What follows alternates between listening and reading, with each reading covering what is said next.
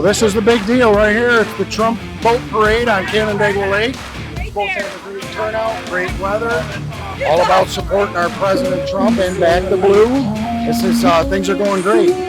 Mother Nature held off for us. That's good. And just looking forward to a real good time, a safe and good time.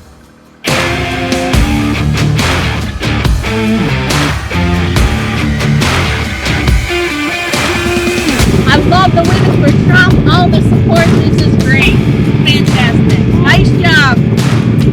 I can honestly say I've never been so involved in politics until Trump came along. When he says he's transparent, he means it, and I can relate to it. He loves America. He's a God-fearing man. What a great example for all of us, our children especially. God bless the man. Promise is made, promise is kept. He got my vote.